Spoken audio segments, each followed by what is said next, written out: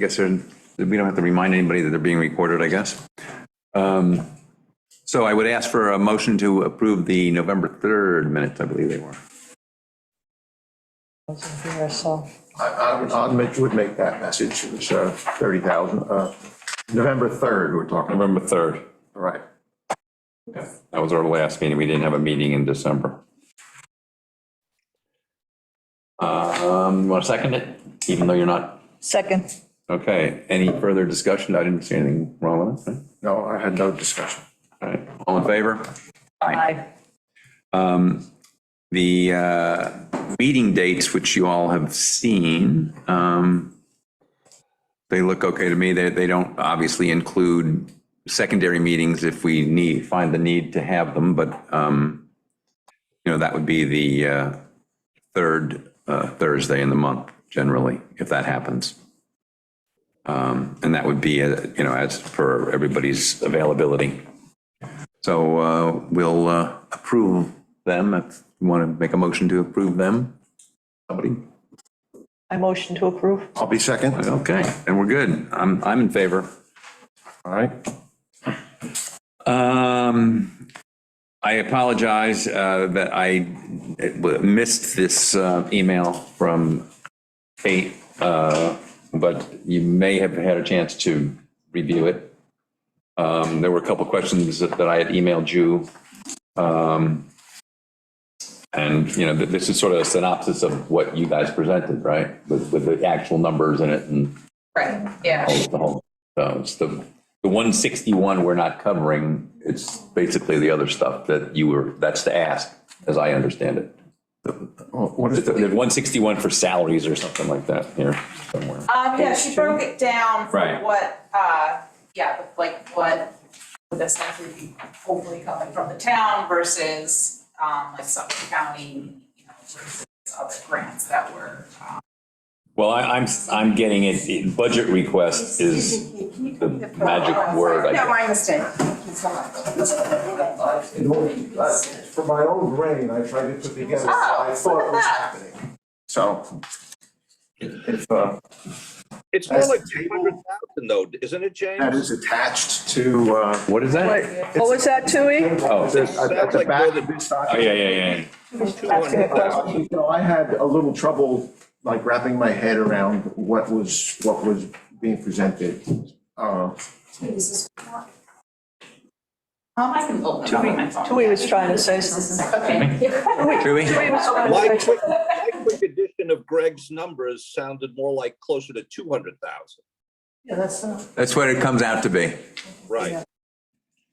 What did he say? What? He said that the number comes out to be 200,000, but it's the 161 is in there. It doesn't say budget request; it says salary request. So I just added the whole thing together and then just pulled it out. Well, that's what it was. And that if you look on the table there, which is at the back of this document, it Again, maybe it has salary. Right. And Yeah, there it is. way at the back. No. Okay, I got it. oh, it is. And then it's the travel, the. Right. Right. And I just. Materials and indirect cost. That's where the 200,000 comes from. Right. So it is a request for 200,000. Just the salary component Right. is 161. Whatever that number is. Right. And the other thing that I had asked was about, do we have the efficacy of this in other applications that you've done? Yeah, and it's none of what is being proposed is anything like new or inventive. It really is stuff that Cornell has been doing for over 35 years that is practiced up and down along all the coasts. So could supply you with reports that Cornell has done to other towns for CPF. Right. Like Southampton gave us CPF water quality improvement monies for a larger scale, version of this. But the results of those, do are we at a point with those, some of them, not that one necessarily, that would lead us to see how effective the whole thing was? Sure, like I said, it's not really what's usually done, but I could We talk to actually Pam, and I'm had sure mentioned she it, could. last, at that meeting. Greg, you sent out the law, the relevant. Right, the law, fix the law. The law says such project advances, measurable water quality improvements must be included in the proposal. Like, in other words, if you're gonna propose a project like this, you have to tell us where we're at now, and then you have to measure progress. Okay. That's in there, it's gotta be measurable. You know, I actually thought that if somebody else came in, and we wanted to find out, we would probably ask Cornell to look at it. Right. So, you know, it's a little bit of, No, I just essentially asked for the results of this program as it was implemented in other towns, you know, in the past. Are there, what did they see as the result? You know, was there a measure of what happened in those towns that we could, you know, look at and just say, hey, that's pretty good, maybe we should try it here? Right, and how long do you have results for? Like, have you just done it for a year? Has it been done for 4 years? That kind of thing. Right, well, yeah, I mean, we see this as like a long-term Yeah. project and Yeah. investment and continuing to. It's basically saying that, you know, this is the work that Cornell does, and with Shelter Island Town contributing monies, it's guaranteeing that the town's waters will benefit from that Right. percentage of our work. And it's like, really, I know you would ask for like an ecosystem analysis of the benefits, and it's really that's on the level of a peer-reviewed scientific journal publication, which I'm not going to do. Like that like requires like a lot, because it's so multifold. Right. So that's why in my breakdown, I tried to just look at, okay, let's just look at the amount of gallons that each species is capable of filtering, and then. No, I mean, yeah, obviously that kind of- that's good, but to me, you know, I just, you know, I'm not an expert in this, and I just wondered, you know, how is this measured in where it's been done before? How do you measure this? I mean, it just with the success in the breeding of these seedlings, is that how we measure it, or is it the volume, how many, you know, acres of eelgrass develop, or what? You know, I guess what are we trying to do? We're Right. trying to make it so it's nicer for more shellfish to be there, and the water's cleaner, and there's more eelgrass beds, and there's all that stuff. Yeah, right, it's, But, you know. so has this been monitoring done for- with success in other places? And to what degree, how is that measured, I guess? I mean, are there, you know, is there, you know, a giant increase in commercial fishery in those areas? You know, that kind of thing, I guess, is what I'm asking. Okay, Kim and I can talk tomorrow and see if. She there's a way- seemed to think that, you know, because you've done it in these other places, she seemed to think it was not a big deal to get the results of how much their water improved. Yeah. At least that's what I took from the November meeting. I might be, maybe I, Yeah, it is actually quite complex, and I'm not really sure. well, don't make it too complex because we won't understand it. Right, well, that's the problem, is, looking at, you know, you can, Well, I mean, but in layman's terms, you could say, well, you know, the eelgrass, you know, area expanded by 5 acres, and it's not gonna happen in a year, right? Right, of course not. So, I'm not asking. yeah, I want to know what the long-term thing is that we're doing here, and what's going to happen. Is there no other program that has lasted over, you know, 10 years or so that has already been done, where they've experienced these, you know, benefits? right. I mean, that's what the town's going to want to know. Well, what's going to happen here that's going to be so great? You know, is it, you know, some measure of the water itself that we won't understand, or is it, oh, you know, everybody can clam and scallop in here again? Yeah, it's going to be like. That's what I'm more asking. anecdotal, like, results of, you know, the Right. Bayman. So are there other Oh, areas, wow. are there other places where, gee, you know, the hard clam population has exploded, and, the Baymen are happy and, that kind of thing. I mean, that's a sign that the water's healthy. Okay, And if there's something like that, that we could just sink our teeth into and, because as I said at the last meeting, this is probably the biggest ask that we've had. right. So, and then on that note, the second part of your Right. email, he had asked like,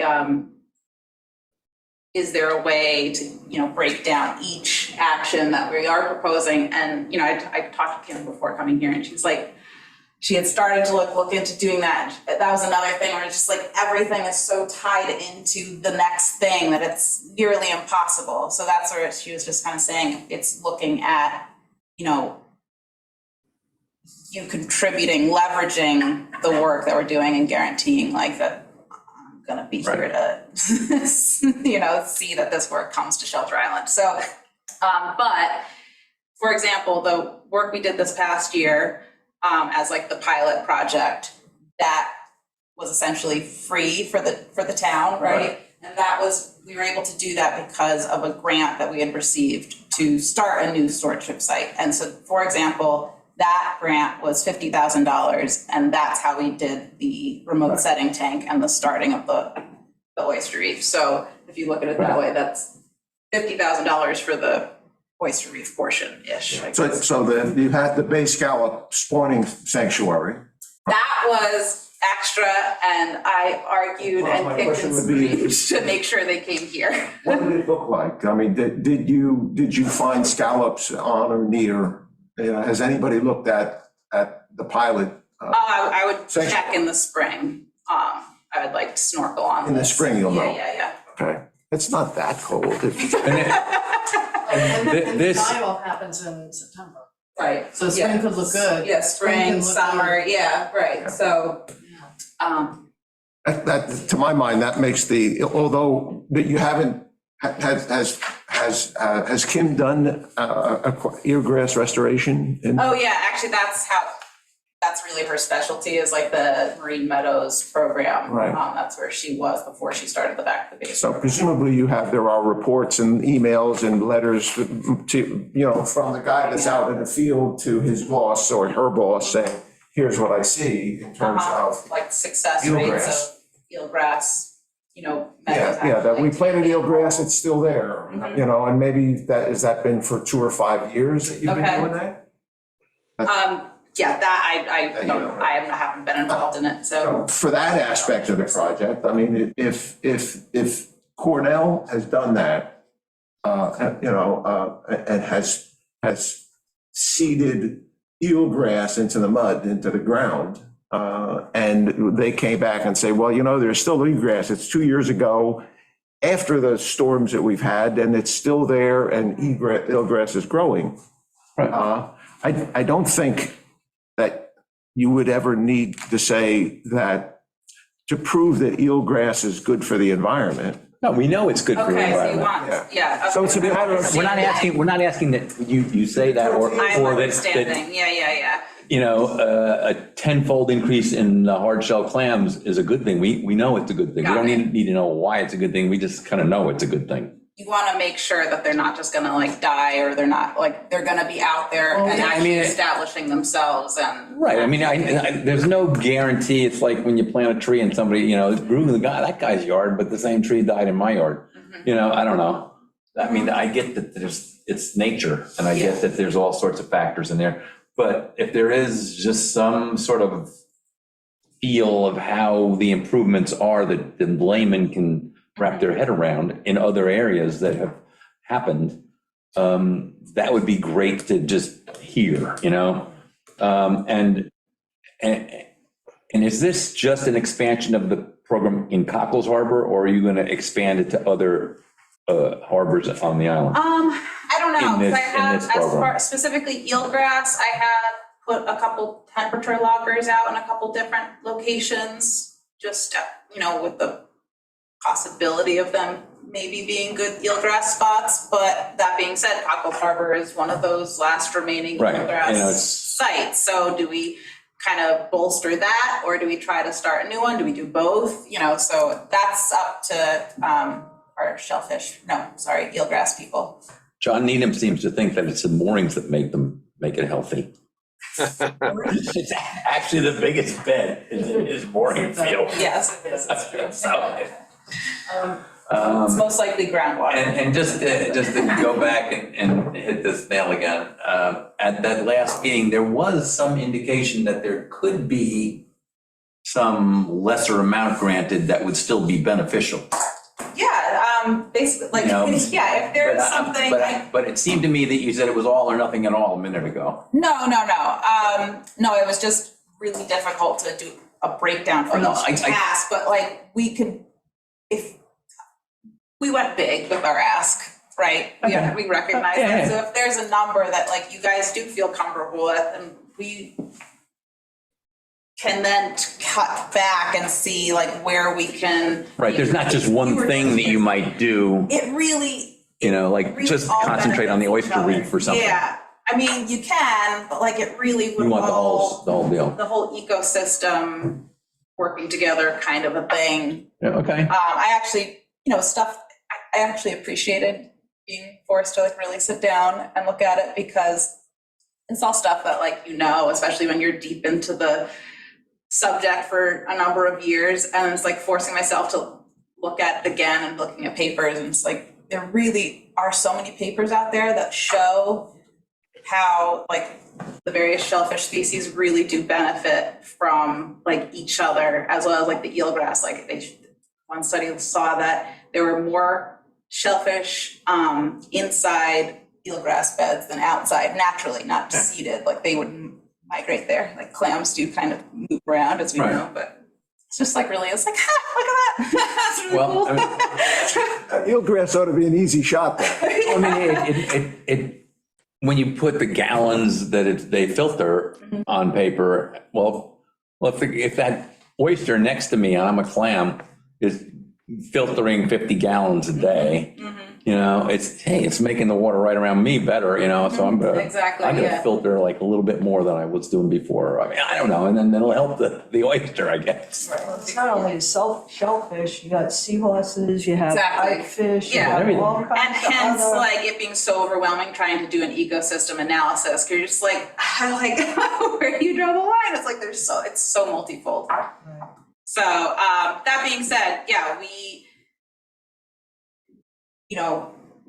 Cornell, this is what we do, like I said, so this is what we want to see, like, our work be able to benefit the waters. Like, I specifically want to see this work happen on Shelter Island. So if there is a number that you feel like you can do comfortably, like, we will tailor the project. We will then sit back and be like, all right, what can we get away with doing, And we're the first hurdle. The big hurdle is after us.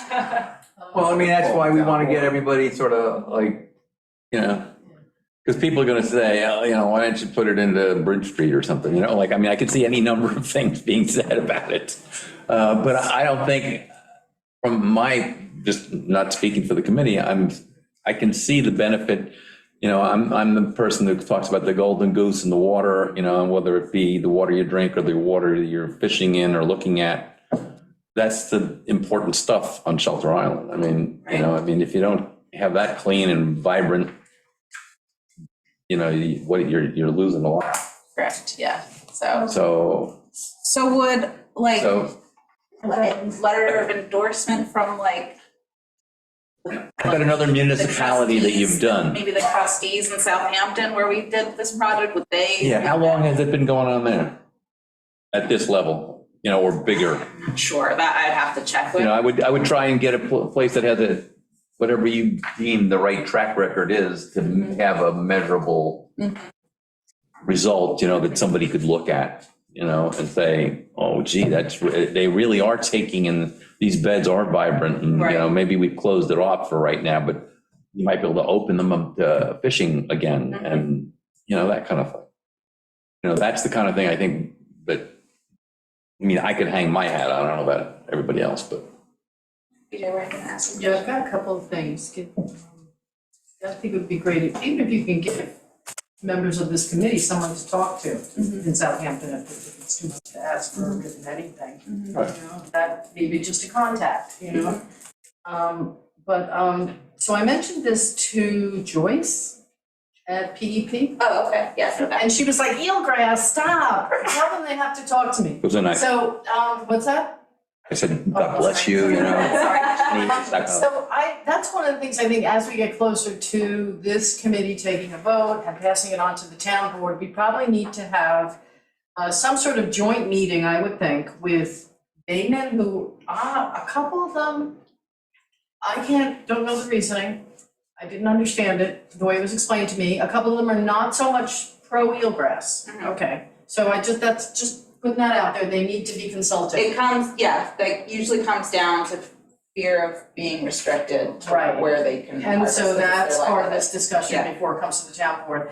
To have Joyce and Peconic Estuary Program here to say what they're doing and what the overlaps might be and all of that, I Yeah. don't know. There's a but- lot of overlap, Yeah, but we should probably know about that and be aware of it, I think. Kim Tetrode, I always get his name wrong, has got now a proposal before WAC for oyster gardening in the Shelter Island waters. Not since, that's the same Oh, okay. program, but he hasn't come back to Right. flesh it out. So there's, all I'm saying is a lot of, We've been, Ken and I have been looking at locations on the island yeah, that might work. right. So Public or private or both? we tried to stay on public land. Okay, because I'm thinking maybe that needs to go to private. Well, it's, It's just so much happening. Christmas came. Yeah, I mean, not that we can't have too much, I think maybe too much is good. Therefore saying there's no such thing as too much, It's, you know? it's not a small dollar, it's not a small dollar operation, the oyster. I mean, when you look at what they have in, is it Southampton, I guess, right? Yes. At Tiana and also at Southold I mean, there's a breakwater put in, there's, I mean, it's, and you gotta have parking, you don't wanna, you can't put it next to somebody's house because somebody's gonna say, all those people are gonna be parking in, next to my house, I don't want that. And then you have the Bayman who might object. So, there's all these constituents, I think that at least need to be heard, and they need to be heard, I hope you all agree, fairly early in the process. I had reached out to Tom Fields about this. Yeah. I think he inherently agrees that it's probably good, but those little things, like control issues, always come up.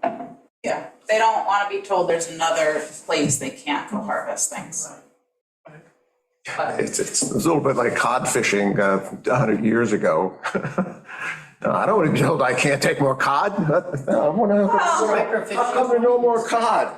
yeah, it's just a little more so, just because they're already so restricted now, so, so I get it, this is again, like one of the, I've always said, like, this is the driving force But it's behind not it, it's gonna not get just better. environmental benefit. The restrictions are not gonna get lifted or better unless we do something. So I mean, Right. it is this ultimately like sort of dog chasing tail thing. Sure, so that's right, working together to find the best Yeah. spot.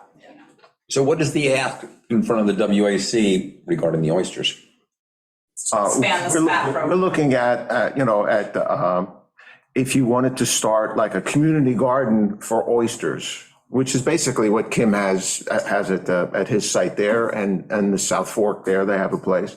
So, you're put a breakwater in so that you can get to it from the land, something along the shoreline. Mashamik. Where there's parking, it's the wooden, Like we didn't. in Mashamik. Yeah. And an area where you can put the trays, you want to have good water flow.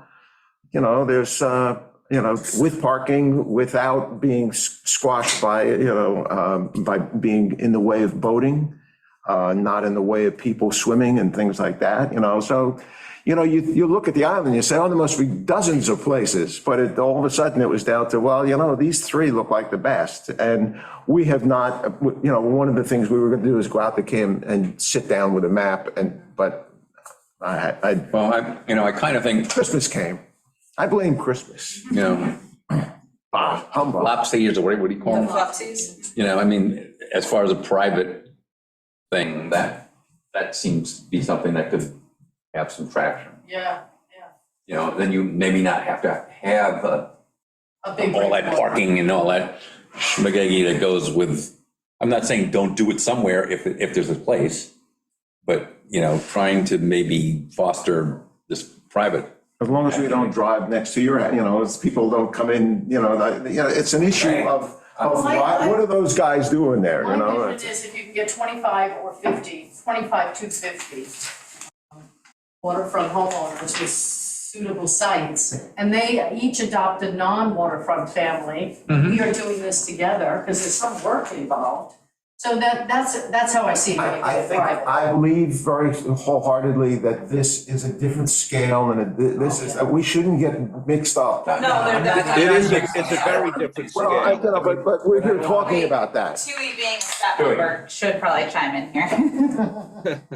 Well, yeah, I for many years had a spat operation on West Neck Harbor. Unfortunately, I lost my site and I'm trying to find another one. And I've had a few offers, but it's very different scale. I mean, if you look at the spat growing bed in Cedar Beach, it's considerably larger and you need access to the water. Whether or not you need a breakwater, I don't know, but you certainly need a dock to tie on and walk on. And if you're talking about flupsies, then you need electricity Right. and fresh water, I guess, to wash the equipment. I'm not saying in lieu of what we're talking about now. Oh, right, I'm just right, saying at something that seems to be, you know, not inveigling public land Right, so much. yeah. But, you know, I mean, you can't, there's no omelet without breaking some eggs. So, I mean, you need to make, something has to happen somewhere in order to do anything. So, If, I'm always happy to talk to Bayman, so. you know, and I think politically, you know, I don't know what's the best next step, but Yep. I'm around. politically, I think it's not a bad idea to have them included so that, you know, their viewpoints, you know, Tom had some good ones when I spoke to him. And everybody wants clean water. I mean, And everyone wants more shellfish. exactly. So we have to get to it somehow. And, you know, personally, I think this is, you know, this whole thing is great, but I think, you know, we need to, you know, do as much due diligence as we can to make sure that, you know, whatever we grant is, you know, okay with most people. You know, not everybody, but as many people as we can do. Understood. Yeah, and I'll work on getting, whether it's letters or contacts or whatever for, you know, like I said, essentially endorsements of artwork in other areas. And then I'm sure Kim Manzo, there's a lot of Kims at Cornell, Kim Manzo, she's one of the eelgrass people. I'm sure she has some kind of at least initial report on some of her eelgrass restoration work, so. Yeah, so anything that we can just hang our hat on and understand, I guess, you know, that's the other thing as you were alluding to. Something that we can understand would be great. And, you know, we have a potential meeting again this month. Okay. You know, which I don't know, again, the time crunch here, you know, I thought we said as long as we sort of were in the mix, you know, you guys would sort of move forward. I know you need to tailor it to whatever it is that we can do. Right. So the sooner we get there, the better it is. So the sooner we can, you know, if it's calling people and talking to them and seeing what their, you know,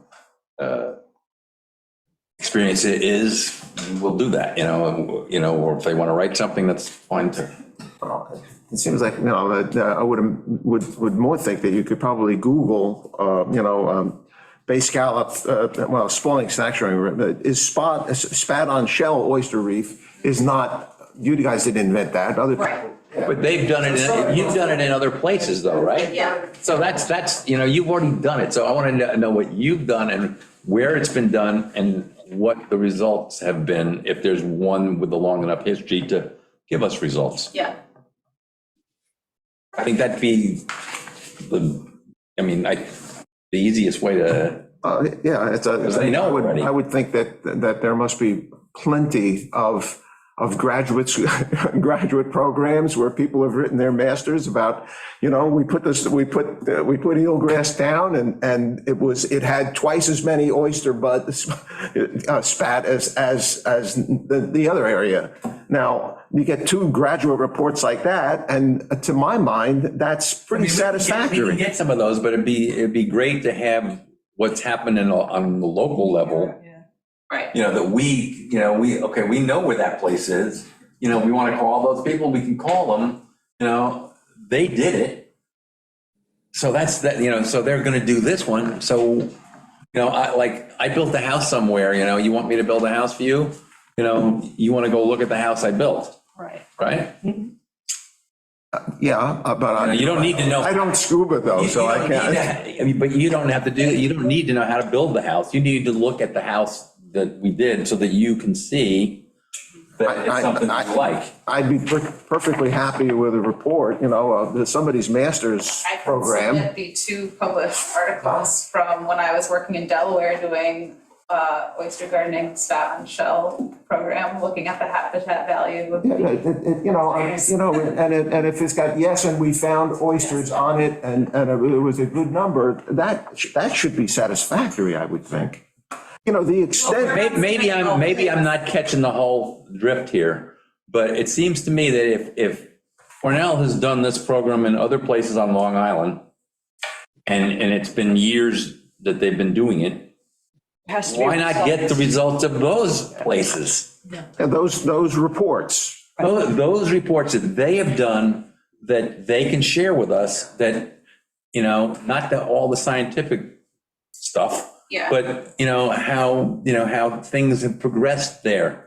Yeah. How people are feeling about it and whatever. Are people happy with it? Yes, exactly. Are people That's happy what we with want to know. That's at the end, Got it. that's why we're doing this. Now I understand it, yeah. Cool. And get a couple of things that you can Google, get them too. I don't know if you're gonna find it. The one item that, this is a follow-up on this thing, just to, the intent to have money for ongoing maintenance, we run into a bump on there with the WQI fund. We are not supposed to, project funding may not be used for the ordinary maintenance or repair of existing facilities. So that could, I don't know if that means anything or not. You don't have that document. That's our legal. Facilities, though, I mean, I think facilities I is, can give you this if you wish, and it's got a lot of my notes on it, but. That's quite all right, that's all right. facilities though, it's like a water treatment plant or something, I mean, this is an ongoing thing where you're putting more stuff in the water, and you're adding to it, Okay. so you're, Yeah. and you're cleaning out the old stuff, or whatever. I mean, that's all part of the, I don't see it as a facility, so. No, or maintenance. Actually, I just have one question on wording, because, so breakdown of WQI potential by species, this is from your, and it just says a single adult oyster can filter up to 50 gallons of bay water, therefore. 250 million gallons of bay water per day if you have 5 million oysters, wow. The next point says additional WQI includes nitrogen and carbon sequestration. So I'm not sure what the additional is. Like, in other words, the filtration for filtration's sake is not worthy, right? They're filtering something. Is it something in addition to the nitrogen, What, carbon? is this in Maybe I here? should have phrased that differently. You know what I'm saying? Yeah, I guess what I was thinking, like filtering out particulates and microalgae and chlorophyll, and like, I think maybe that's where my head was at the time. What about microplastics? I mean, that's actually, come on, has anybody looked at that you? Yeah, they don't cipher, they're just everything Yeah. gets accumulated, that's the problem, but Yeah. we should also stop using plastic. Yeah. But yeah, so yeah, the sequestration and removal, Yeah, so it's pretty much, okay, so I guess what I'm trying to get to here in my brain is the main points of attack by the filtration would be nitrogen and carbon sequestration. And then there would be other ancillary benefits, but that's really what you're going for. I mean, among the other things, limiting the microalgae species and the chlorophyll as well, yeah. Thank you. Yeah.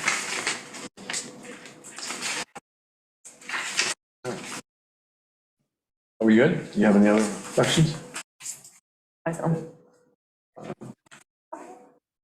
I'll get that stuff to you, like. All right, thanks for coming in and, Oh, yeah, I mean, this is the Helping easy us. time of year for me, so I think I'll just come in. So, yeah, field work's over, so easy enough. Thank you so much. Matt, take care. Yeah, do you want a copy of our local law that we're dealing with or may deal with? No, okay. I mean, unless you have it. I do have a spare one. Notes. Sure, why not? I'll review it, thank you. Good night, everybody. Good night, thank you. Okay. I will leave the next subject to Betty, To me? Greg, and Coco. Okay. Very true. So we've got a lot of paper on the desk, unfortunately.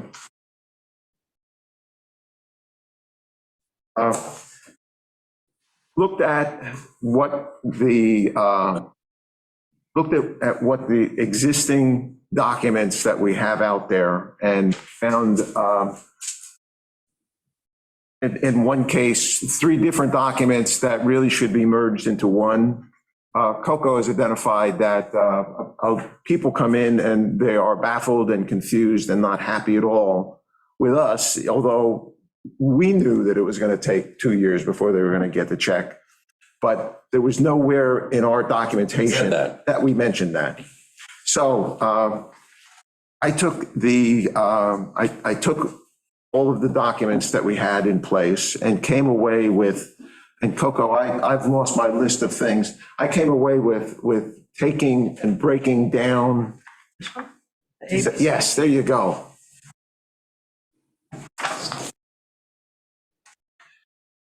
And breaking down all of the documents we had and trying to bring them to a logical place. And the first piece was an introduction letter that when people applied, we would start to let them understand what they need to know and giving them direction to look at the stuff that we have online about the procedure and the process and all that stuff, so you don't get surprised later on. Then the next item, next document, right now we had a big honking document that had, May I ask? that had It was, the policy, it had the application instructions, it had definitions, and what, working with Coco, we came away with, if we had something like this, I got it. which is a flow chart, and behind it is of the verbiage that goes with the flow chart.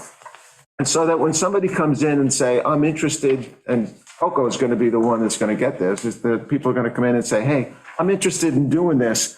How does this work? Coco would have something that's not 12 pages, written by somebody that really doesn't write things very well.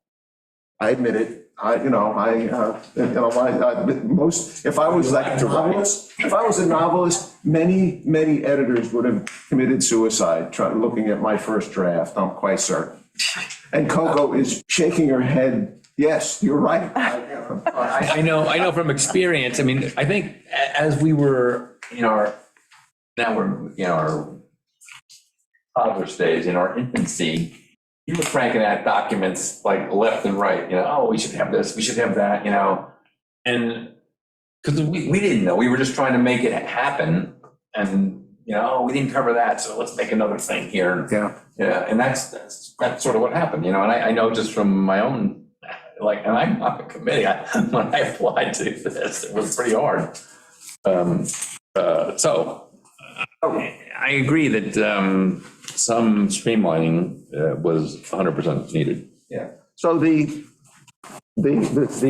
opening of one, in that letter that Coco presumably would write back to them, and it's, you know, it would be a form with information. The flow chart is designed to be a broad view summary of not only our process, but it would give you the titles, if you will, of the construction process, of what do you have to do to get the county to approve and then for it to be made.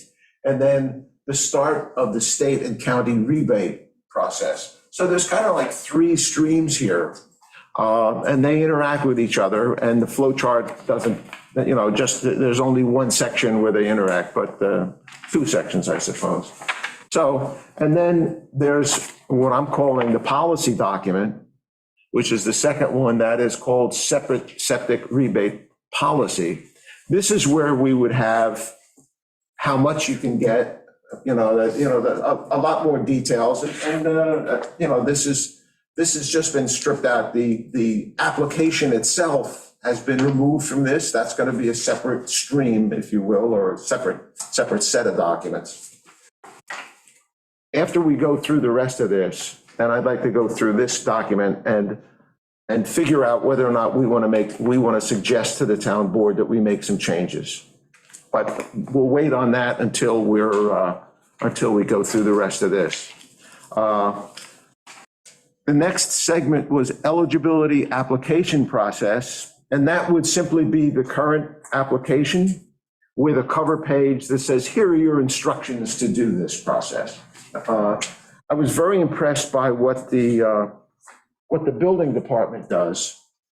When they have a form that they want to have people fill out, they put a cover page on it that says, here's how you do the form, and then behind it is the form. And it makes things much better. People don't guess at what they're supposed to do. So to do that with the application is a whole, it would be a document, and it would be, again, on the website, accessible. And hopefully with the cover page of the instructions, people would be able to understand what should happen. The third piece is the release of funding processes. And this is, again, it's this form, which you're all familiar with.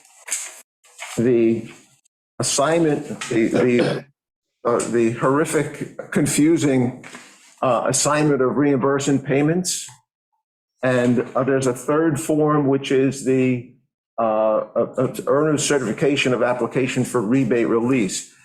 Those three forms probably ought to be one form. Again, with a cover page that says, here's what you're doing. We that cover page has been started. And Coco is in the process of taking this, putting a new set of this document together. Taking these three versions, making it one version. This is where we ran into the problem with the fellow that won't give his money back because we paid the contractor, we paid him. We need to have in these documents a clear, here's the money I expect and here's the money the contractors expect.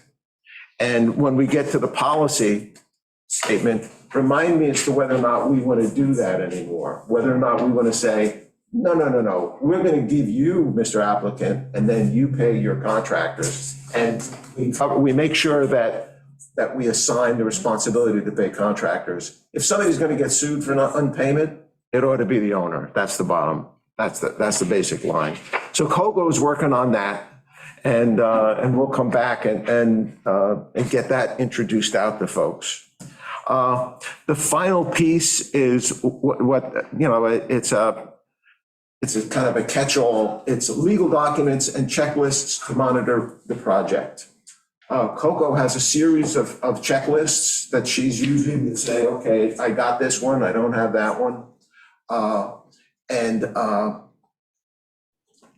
it would be helpful for people to understand, you know, if in their mind, they check it off, if they have it, you know, if they follow along with her, then you don't wind up with, okay, you didn't submit that, okay, okay, yeah, you submitted that one now, but it doesn't agree with, you know, bang, it's, we started the checklist on the application as well. And also I thought like the conditional rebate agreement, that would be in that kind of bucket of documents, whether it's, you know, probably a separate form, but it lets people know what they can expect to see. So we met a couple of times, and Betty, now that she's back, we met with Betty as well. And, you know, there's some progress has been made, I think. We do have, we have a while to go. But I think if we're going to meet again on the 19th, that gives us an opportunity to hand everybody copies, I guess, of segment A, B, C, D, and E, which is, you know, what the cover letter looks like, what the policy and the process summary looks like, the eligibility application, the release of funding process, and then finally the legal document thing. So, Coco, did I cover the high points? Help me. You did, but I think, because we were just in internal conversation first, that, I think your questions here, which I can help with, is gonna be our policy and procedure document, is that I send this to everybody tomorrow and look over your questions in red, because this is the. Is that different than this? Are you talking about, is Right, the like- septic policy? Yeah. Correct, like those. No, I want to go through that tonight. I'm sorry, absolutely. misunderstood, okay. Simply Flow because, chart as well, or just it's, huh? a flow chart as well you're going through, or just? You know, we could go through the flow chart. I mean, I think that,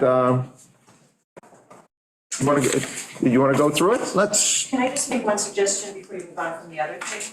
Now that the 1099 issue is gone, why do we need to issue payments to anyone other than the homeowner? Right. Because they're not gonna get a 1099. The reason we did it to vendors was so that they wouldn't get the 1099, the vendor would get it. But now that that issue's gone, let's simplify it and only pay the homeowner. I think that's where he was going with it. yeah, that's where I'm I think going. that's what he said. That being said, unless somebody applied a year ago and they come into us thinking that we're going to agree to pay people, that may be a wrinkle in terms of if we. Change that. We made the offer to do it, now we're rescinding that order. The reason we did it was. Life because- changes Yeah, sometimes. I because, mean, yeah, you know, here's your money, you make your payments. I Yeah. don't know. Okay, well, that makes, when we go on this. easier. Yeah, that'll help. if you're Coco, simplifying. we don't need to worry about including anything about, you know, paying direct to contractors. So I think that was your segment that you were gonna look, you were gonna, that's the payment thing, yes. Okay. One rebate, one check. All right, just to run through the process and the flow chart, go through the flow chart again. It is the flow chart number. The flow charts have box numbers, and it starts at 1, and then it splits at 4, 20, and 40, and it's numbered that way so that when we change, should we change something in the future, you know, we won't have to change all of the other boxes. So that's the way that I've worked that historically, and hopefully that works for everybody. We're asking them to do the research. That's step 1, do the research. Step 2 is contract design engineer. That's what we do now. We want to have a letter from the contract engineer. Or whether or not we want to do that again becomes one of the questions that we can talk about. Then it's 3. The 3 is when let's see what I said here. Decide to go for installation and financial support. You know, that's what the owner would do then. Starting at 4, the start of the rebate process. And I don't think that's just what it says, I think, on the write-up. It's not really, Yeah, it's a yeah. heading more than Yeah, a the process. box. All right, so to complete the application, the items that are listing there, we may or may not want to change some of those. Those are in the septic rebate policy, and I think we should talk about those. A couple of the things probably happen later. Submit the application to the WQI clerk, WQI board, evaluation vote, approve or deny. Town board evaluation vote, approve or deny. Creation of and sign off on conditional rebate agreement. That basically ends for a certain period of time, the rebate process from us, because we have to wait until a lot of other people. And that would be where we want to make sure to clarify that this could take, you may be on the hold for a year or 2 years. This whole process, you're saying? There's hiatus That here. hold box could be, hold box is not numbered, actually, okay? That's why I only have to change 3 of the numbers. You could just move the numbers down and not number the first thing. You know, Whatever, this is not a Visio, Visio is a great spreadsheet, a great flow chart program. Betty and I were talking about that. This is a little, So I have a question here. surely, Should you start with the state and the county first before you even go to the WQI rebate? in the write-up to, and this is something we can check with Meg, I think, that, mark that down as a question to ask Meg. She is familiar with the flow between those two, between our process and theirs. I don't think, certainly the items that we're asking for, the county doesn't ask for those, for their rebate. But let's make that a question for Meg to find out what she thinks They that can ought be to be. parallel, I do think I Right. know that, but also let's go back to your heading here, on number 4. Just a little louder, I'm Oh, sorry. sorry, Greg. On number 4, start WQI rebate process, I think it really should be clear, start town, because at the other side of that level, you have county, state. So WQI is not synonymous in people's minds with town. Okay. yeah, no big deal. Yeah. I'm fine with that. Yeah, just trying to be a person who's coming to this new and does this Sure. make sense, So you have Town / Town WQI. town. So anywhere, well, it would be the. It's the town Water Quality Improvements Advisory Board. And because people are always talking, you're getting a rebate, town, county, state, town, county, state. You're aware that No, you're applying to 3 different, It's good, it's a very good call out. so. Okay, so that's the whole point, and, that it's clarifying and saying, hey, the next step that comes from the town, that could be a year and a half, 2 years away, simply because Suffolk County takes X number of time. Typically, you can't do anything in the wintertime for construction. The second stream is the start of the construction process. And we spoke with Meg, and Meg has already, Betty, I don't know, I just saw that she sent something to me. I don't know if she sent it, I'll circulate, I'll give it to you guys. It was what her checklist. Meg forwarded her checklist, I think that how she has encountered working with this county, state rebate, and also the construction process. So I'll get that out to you guys. Again, the construction process, and it's pretty clear there that, you got to get the red stamp document, construction complete, all those things. The completion documents, the green stamp, that's number 26. In the meantime, before that, you've done step 40 and you have applied to the Office of Ecology. And again, you can see we need help to figure this out. When the completion project is done, document review, rebate, that happens at the state and county. the checks are issued to the owner, and then they come back to us. And they prepare the funding release. That funding release is, again, that's it's the calculation and those other two forms, which are going to be much simpler because they're not going to say if you want to do anything direct. Submit the funding request to the WQI clerk. The WQI review, vote, approve, or request clarifications. And finally, and we can take designated construction firms out, checks to homeowner. And that is the end of the process. As with all of it's a skeleton anyway. There's not much flesh on those second two streams.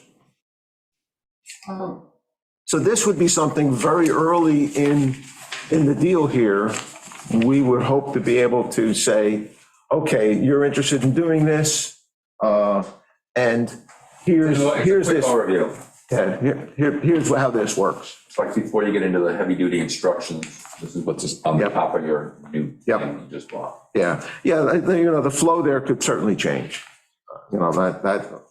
This is stream. We're also thinking about putting a timeline on these things as well, right? Like, how long do you expect it to take once you submit the application to the clerk, and you know what I'm saying? That timeline, we'll have to figure out how to do that. I think, you could just put it in the top box. So number 40, state county rebate process, parentheses, can take up to 2 years. If that's what the number is. Just in that one box, not a whole line. Right. Just a comment. And the same with the start WQI rebate. Here it takes up to 6 months or whatever. I would also suggest, Greg, in the middle of the middle column, Right. I think those should go over. The construction is complete here. This is construction. These need to go over to your state column. I just want to show Betty too. No, I don't believe that's correct. No? No, when the construction is complete, then you got to take all your documents to the Office of Wastewater Management, not to the Department of Ecology. Oh. So there are two different departments involved there. Oh, okay, so then that does need to be clearer, Right. right? Clear? Then you're applying to one, but you're finishing up with another, is what you're saying, right? Well, what ought to happen is that the building, the installation contractor should, okay, I'm done. They bring their packet of information. They bring it into the Office of Wastewater Management. Wastewater Management looks at it and says, okay, you get a green stamp. At that point, it goes back to the contractor, and the contractor walks over to the Office of Ecology and say, these people have requested a rebate, and it's time to give it to them. Okay. So. And again, that's the way I understand it. I'm not sure what Meg has sent. It may be that she may be saying what you just said, but I don't believe that's correct, but I could be wrong. She's on. Well, It seems like, the Office of Ecology and the Office of Wastewater Management do their final review at the same time. So you submit the same paperwork to both departments simultaneously, because the Office of Wastewater Management needs to sign off that the installation and the design was correct. And the Office of Ecology needs confirmation that the installation was done correctly, and it needs the payment voucher request for the grant. So you do it all at one time so that it happens simultaneously. But Okay. you typically end up receiving the grant money before you receive the green stamp from wastewater, because wastewater takes a little longer. okay, Because they also need information from the engineers. There might be well issues. There might be other things happening on the project that they also need paperwork from before they can close it.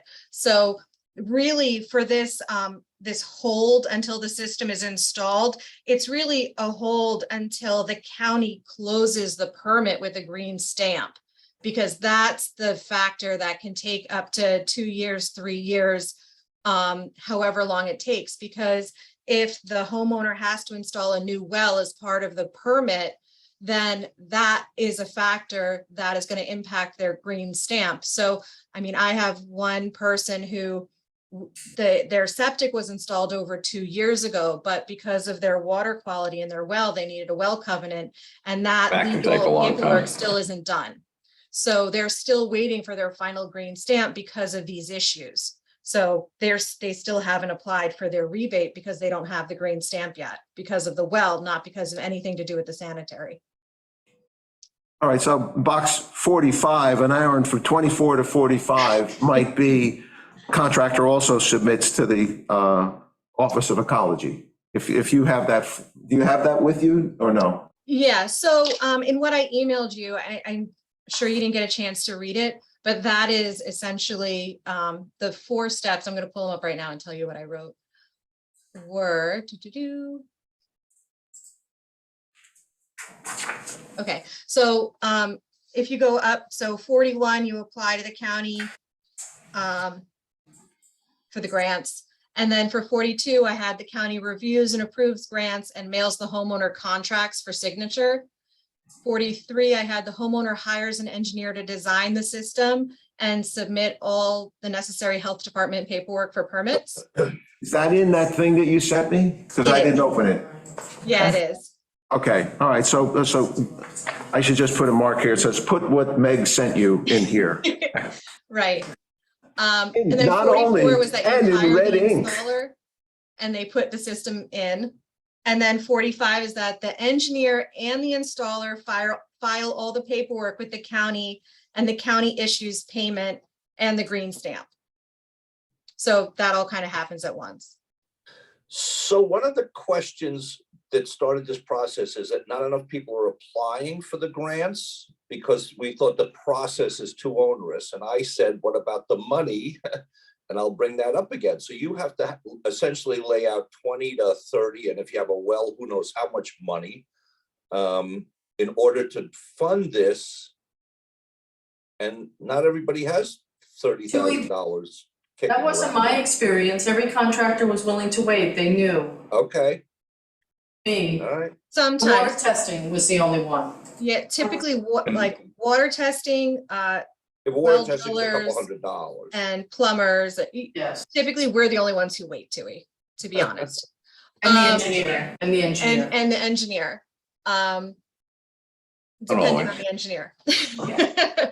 So, We had talked about raising, and that's in your documentation here about the potential of raising the base grant again. And that's That's what I know, that's where I saw it. Yeah, And we had talked about it. We also talked about maybe getting rid of the water test, because it's not every place needs one, we sort of we're doing it because of the WAC component, that maybe it would be a good funneling of information, but I don't know. And it turned out it was $1,200, so and they're also required to do it at the end after they have Right. installed their unit. So, yes, that would be one of the things to strike. Yes. I agree with that. So, I mean, But so then- Tui, I think we're trying to, make it simpler and make it more, I think, and part of the catalyst was Coco and the mess that she inherited. and me, Correct. asking Absolutely. questions. Yeah, and you. Because I didn't quite understand the process.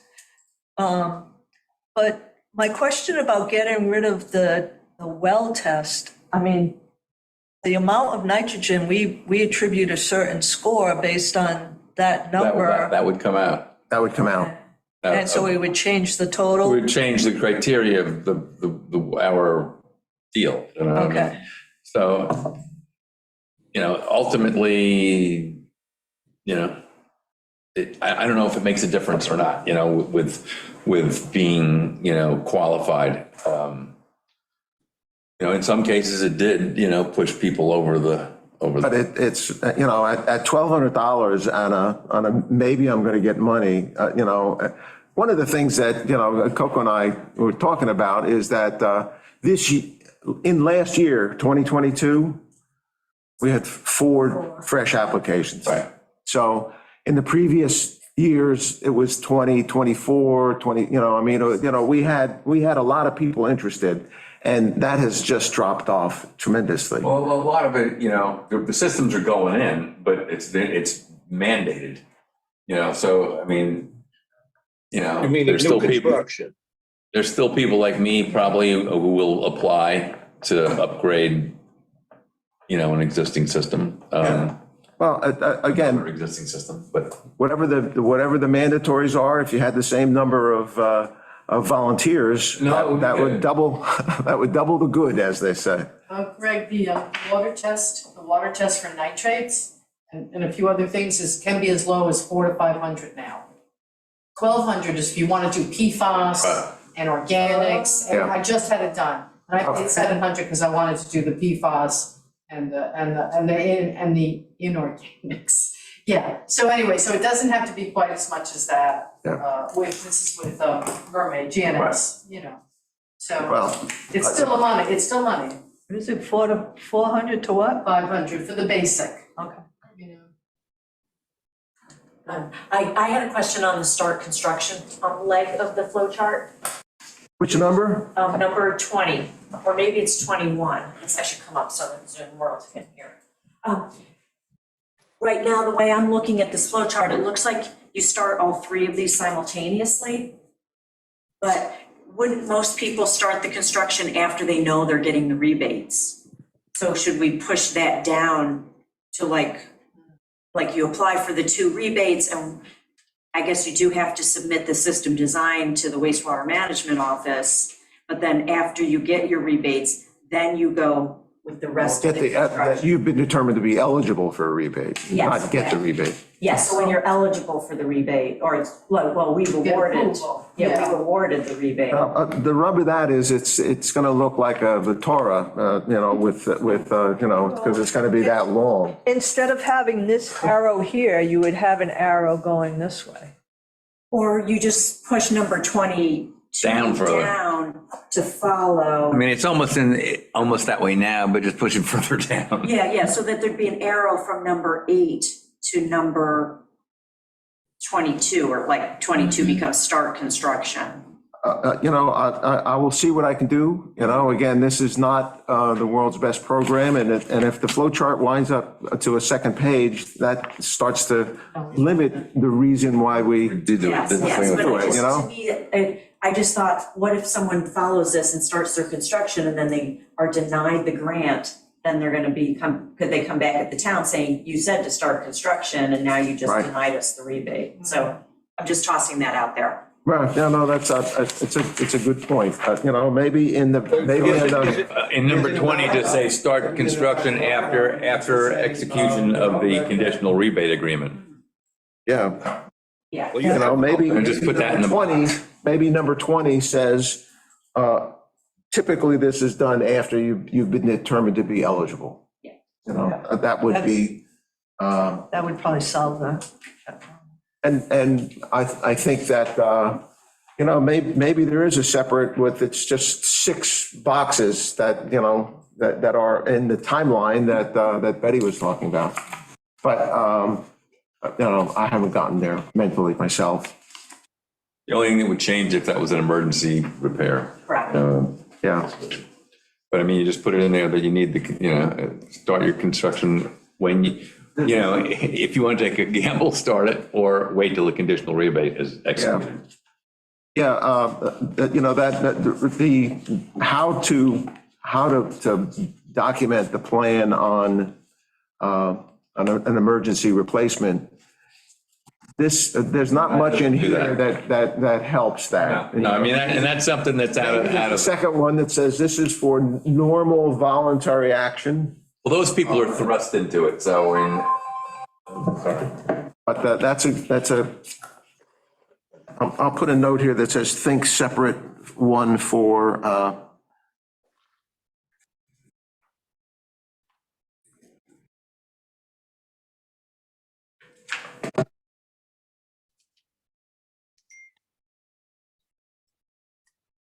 and we don't discuss that the emergency procedures at all in just about anything. Well, let's not make it too complicated. You're not going to cover every thing. No, that's certainly true. You can put in, No. there's the potential for an emergency thing that's all of its own. This is pretty much, the first, Right. it's the first giraffe, as they say in the Colbert Show. I don't know if you've watched that one or not. So any more comments? That was a good one in terms of the flow, and, maybe that's, how to handle that, I don't know yet, but we'll see what we can do. Then if we want to go to the septic rebate policy, and this is where the questions about how we are, what we're requiring for people. Everything in red is new, everything in black everything in black is new, is correct, is existing. The red is questions to us, and the gray is what I would think that we want to take out. I don't think anybody liked D3. It confused the hell out of people. I could be wrong, but that's what I believe. Black to me. Then the rebate schedule, It wasn't until tonight. I think, I guess, Oh, that. This is great. Okay. what's that? Oh, the gray part? Yeah, grateful. Yeah, the table. And this used to have attached to it the application form. And that's, where people would come in and say, I got 27 pages and I only write on 2 of them, 4 of them, but now that will not be the case. And again, the purpose of this in my mind is that it tells you how many dollars you're supposed to get. If we make a change of what those numbers are, this is where the change happens. And then it's, it complexes, I think, Amber and Coco's spreadsheet a little bit, because now you're going to have to say what could be requested or not, I suppose. But I don't know how badly it might or might not. We've always been capturing any little add-ons for. So, the base grant right now, we could reconsider recommending this is section B.2. It's the base grant. We could bump that up if we thought it was appropriate.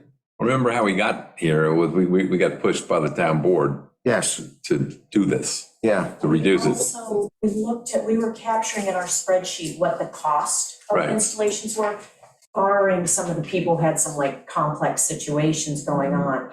And with the county grant and their increase that they had got, the county and state grants, 6,000 on average. Right, that's true.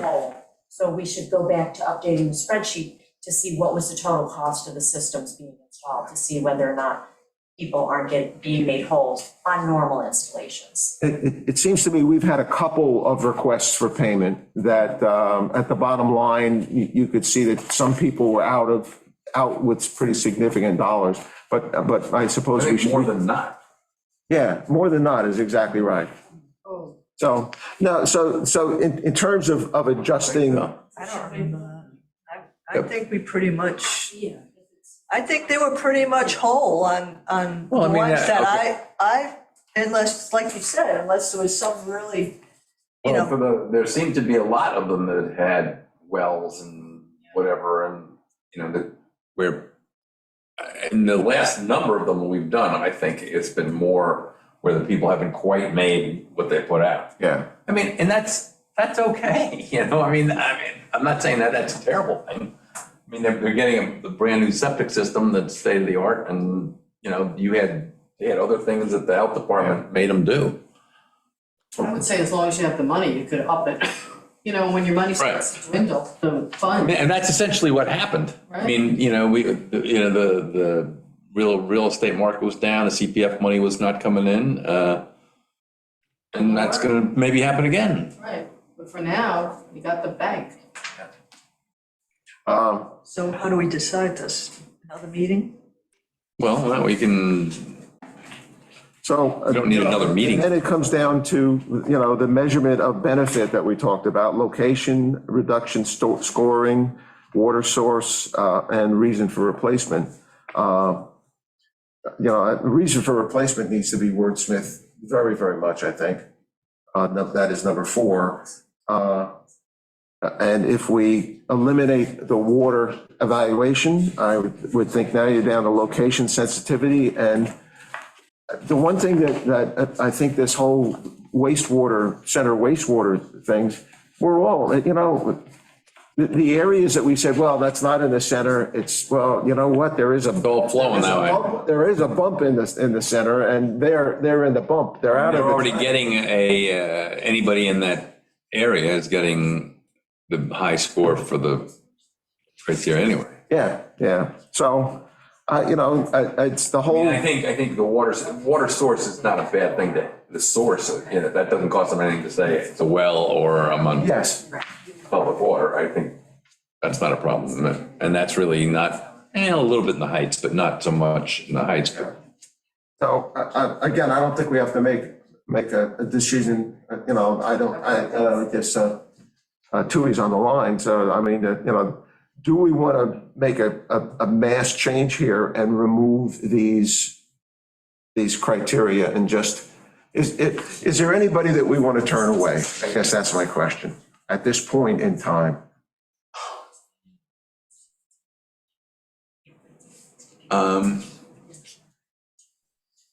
I think we should leave them in. I think we need to have some evaluation. Yeah, you know, I mean, maybe the end result, the score could be lower if you wanted to make it. But I think you need to have some thing that you're going through, you know, why, you know, a certain, you know, is there anybody, like you say, is there anybody you're going to turn away?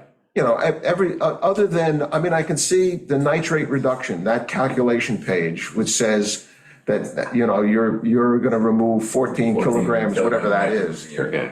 You know, that one seems appropriate, but the other three, you know, location sensitivity, you know, we're on the same island. It is quote unquote the same aquifer. It's not, but that's another story. But it's flowing all over, you know, like. Now, there are different reasons too. I mean, the fact that you're in the near shore Right, affects the shellfish. right. As well. You know, I mean, more than the person in the center, you know, which has the high nitrates in the water already, which is flowing towards the other place anyway. Yeah.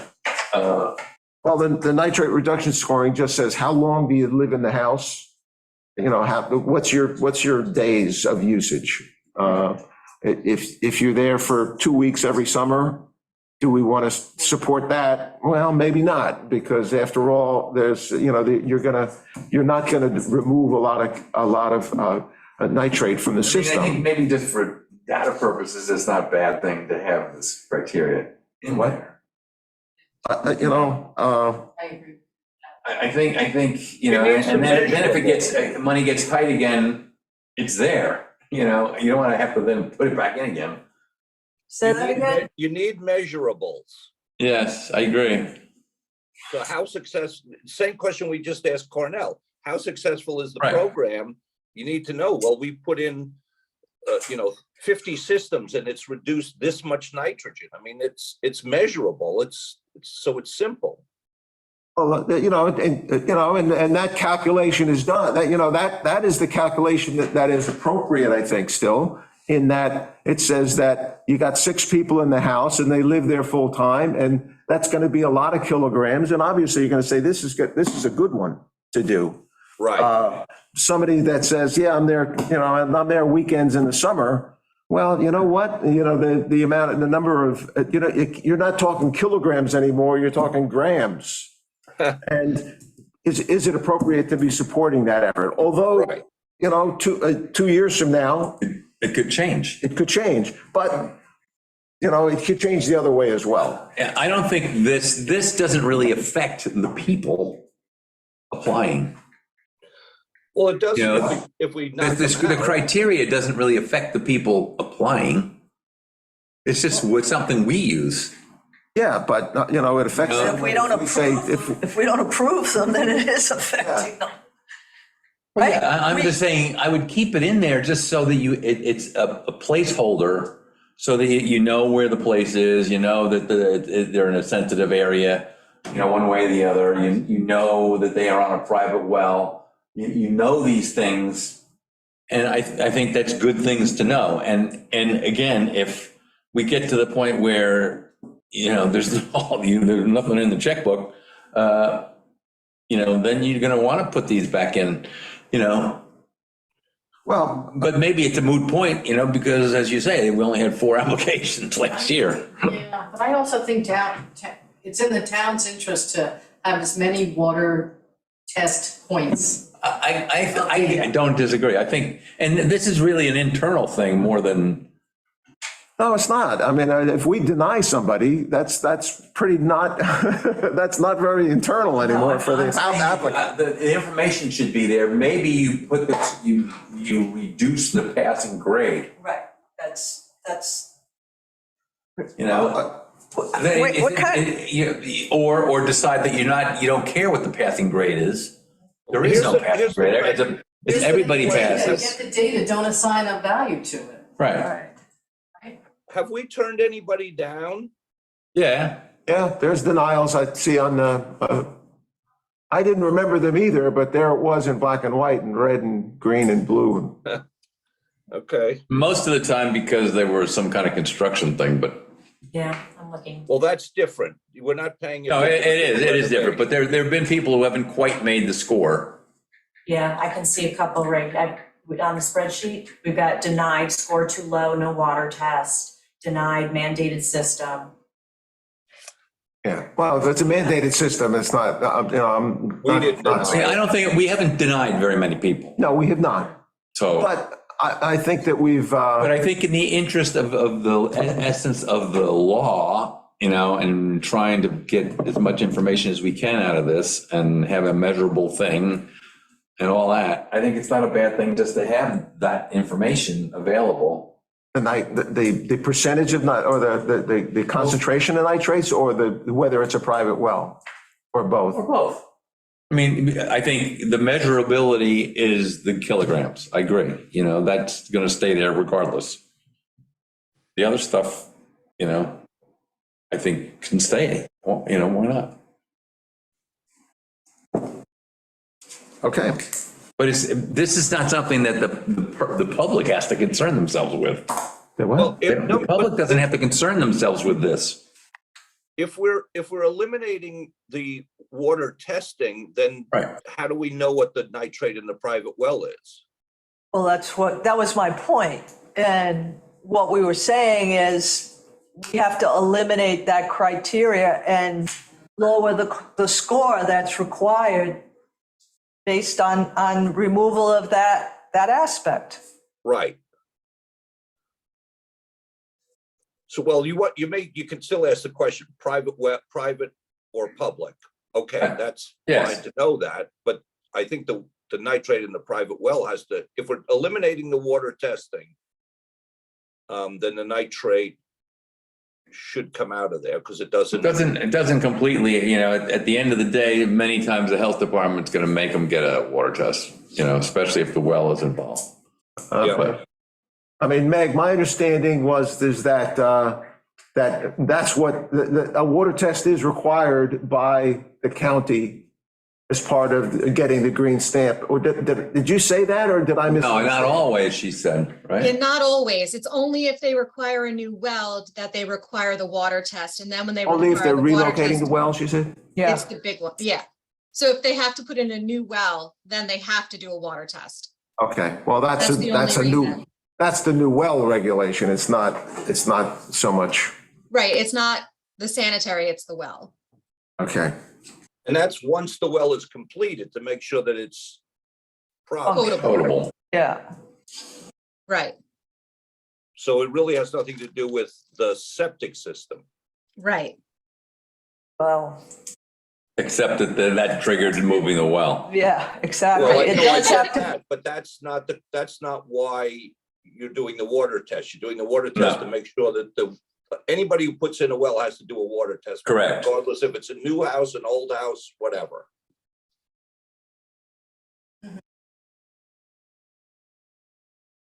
Anyway, I don't think it bothers the customer, if you will, if these things are in here, because they don't even have to deal with it. right. I see what you're saying now. Okay. Well, we're just going to have to discuss our scoring or. I mean, I think we need to have something that we can fall back on, if we ever have to start denying people, in the future. I mean, Okay. that's how we got to having this in the first place. I mean, when we, as you recall, when we were first here, it was like, go, go, go. I don't care, blind, cripple, or crazy, they all get one. The system's well, that, the idea was to get word of mouth, neighbor to neighbor saying, yeah, it's, I don't know any difference in my electric bill, it's in the margin of error, or whatever the electricity requirement was. Right. But, that would be interesting to survey the people the clients, that we call them clients. Okay, customers, clients, whichever. The income incentive, the only question I have on B3, which is the income, is I think we're causing, right, affordable housing is like 150,000 income? Is that right? 180. Oh, yeah. So I don't know if we would want to modify this in any way. That's just a question. We don't need to make a decision, I guess, right now, but is that the appropriate? But on affordable housing, they had it 181,000 or something like that. Have we had any income incentives? Yes. Yes, we have. Yeah, a few. Okay, well, whether or not that would press people along is another question. Pressurized shallow drain field, this is one that I really think that we ought to consider, because that improves things so much compared to the rings.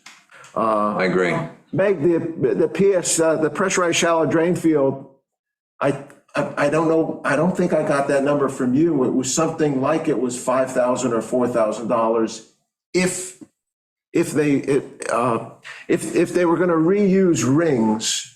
Obviously, switching over to the pressurized shallow drain field, Is more expensive. it's a B4.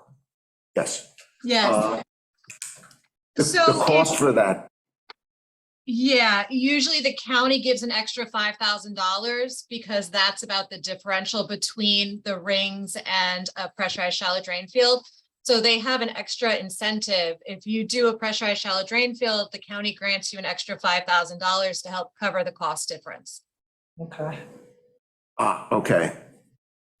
So We're at 2,000 right now. we're at 2,000, and I guess that would be another question of going back and seeing people that have put in the pressurized shallow drain field, not many of them, I don't think, whether or not they wound up out of pocket.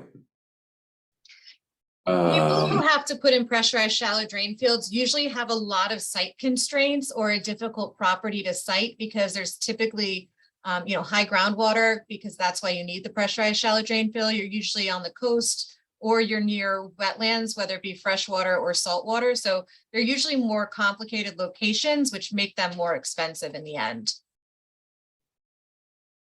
So is 2,000 or 4,000 correct for Shelter Island? I'd have to look at all the numbers. Okay. And would you agree that the effectiveness of the pressurized shallow drain field is better than the leaching rings? You get a higher level of treatment. And to me, it's just like you're not putting the bad water down near the good water. Right. So I think for Shelter Island, it is an important thing. So I would agree that, I would go higher on that and incentivize people to do it. Except that the county already gives it to them, no? I know, but if they could be pushed a little harder to do it, it would be better for Shelter Island. And again, it's you're looking at somebody that's on the start of the process, and that may incentivize them to say, yeah, I'll do that. That gives me a good, strong feeling that I'm not going to be out of pocket for the shallow drain field.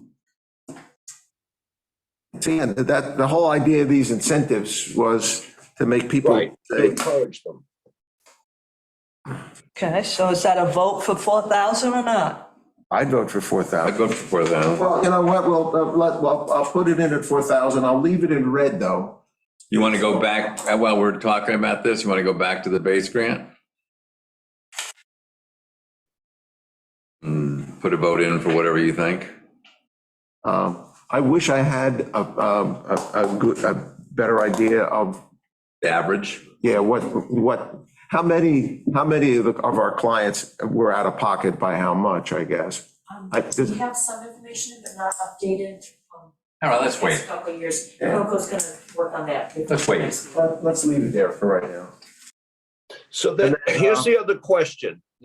So if we have a islander who lives full-time in their house, et cetera, and they're out of pocket, and they really can't be out of pocket, is that maybe more of an incentive? In other I'm words, sorry, what do you- The base is there a grant? way that we can pay them our amount upfront if that's what the plumber costs and whatever, whatever those, okay, so Meg's company can hold off and get the payment, the engineer can hold off, but the plumber or the electrician or whoever else, if they've got to get paid and the person can't pay them, they're not going to do the system. Like a bridge loan? Yeah. Or just give our Money for our grant when they complete the project. Say the whole grant. I don't know, I'm not sure how many people have run into this problem, I don't know that there's a lot of people. Because people may not have applied because they said, well, I can't afford, it costs $20,000 or $30,000. I can't afford to do that. Well, no, come to us and we'll get you the money and talk to the contractor and they'll wait for payment. Maybe, a little, along with this, retooling of our documentation, maybe we think about an educational component that we put out some kind of,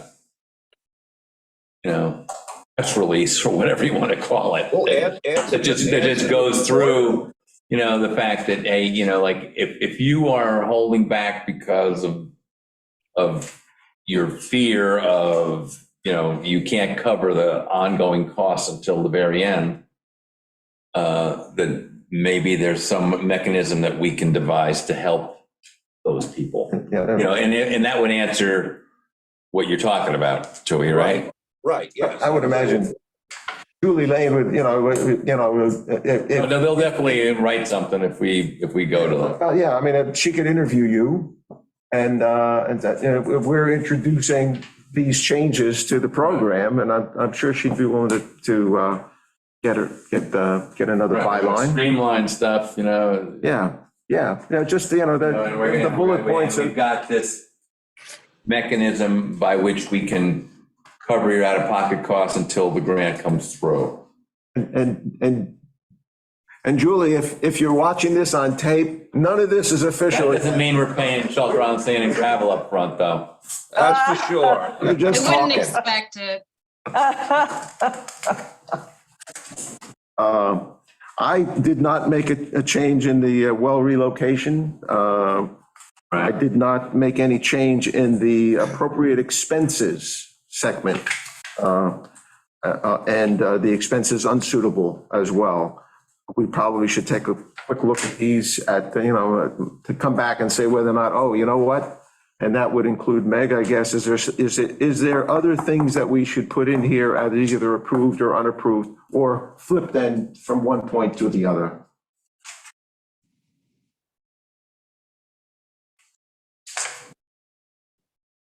I I can't mean, say I that. can't really see it. If it's on the screen, I can't see it. What section are you talking about, Greg? Yeah. Section C, C2? the appropriate expenses and the inappropriate expenses. No, I think those have been pretty good. Okay. Sometimes people just complain because you won't pay to put all their bushes in, their new hedges, but that's Okay. I And think I for the most presume, part, that's been fair. I presume as long as people are applying to the county and state grants, the Suffolk County wastewater management fee is being paid there. I've never seen it in any of the summaries, so. Yeah, Well- as long as they apply for the grant before they submit the design to wastewater, then that application fee has been waived. Yeah. Well, as long as it's in here like this, if somebody comes in and say, hey, I had to pay that, we'll say, well, you know what? You're supposed to do that. We told you to do it. You didn't do it. So it's not our problem. The section D is more,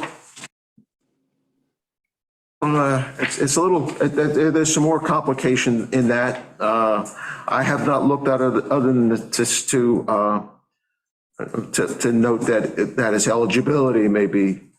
I think that needs to be changed, but I don't know right now exactly how it ought to be changed. Well, I thought that, I mean, it's pretty clear in the town law now, right? I mean, what, in the conditional agreement, you mean? well, if you're going, if you are, if people are going, homeowner initiated or, and if it's mandated by the health department or the building department, it's pretty clear what that is. Well, If it is, then you're not eligible. for a WQI grant. I think eligibility is a good word. I don't, time limit on future homes. All right, so that's that next section, okay. All right, so, I don't think anybody loved the tables like I do. So we'll scratch that. And if I did not do this yet, but I will take a look and see whether or not I can just do it as a simple examples or paragraphs or whatever. If there's anything in there that we think that we need. I think we should keep the definitions. I think that's a proper document requirement. Sorry, Definitions? I think we should keep, keep the definitions? right.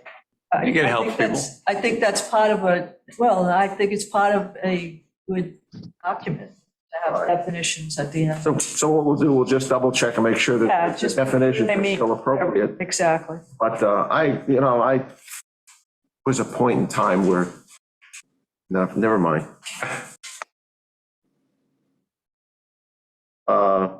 And then D4, I think that this table was relatively easy, I think, and so that maybe this works. I'd be happy to have people say, no, you know what, we don't like it, whatever. We could just do it with examples if the person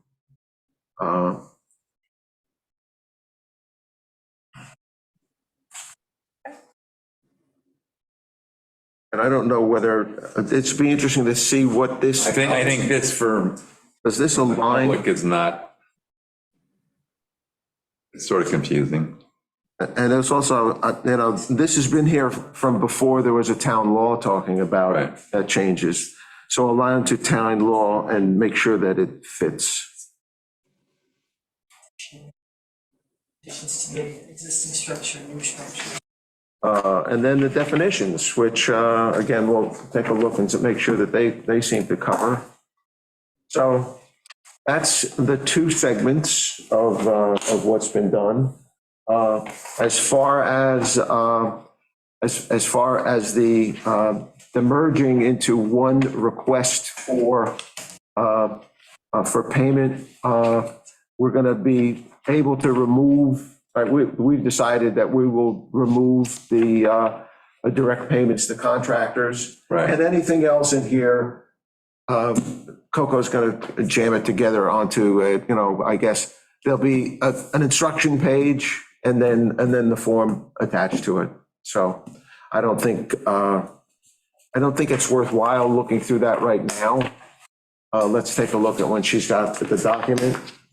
And then we'll get some more information from Coco or other about the average, what people have been spending, you know, so that we can better upgrade that base grant and whatnot. Right. That spends me. Well, any new business that anybody wants to bring up? Well, we got a lot going on, but you don't want to. No, thanks. Thank you, not. Then, may I have, A motion to close. Wait, do we want to ask the audience if they have, any? Oh, okay. I guess so, sure. There's only 2 people there. Lori, anything? Okay. And who are you, KT? It's Coco. When she went out of the room. Why are you KT? You're supposed to be Coco. I will take that as a no. Lori said no? I She no response. Either that or, oh, okay. So we're in good shape. All right, I move we close. Second. in favor? Aye. Okay.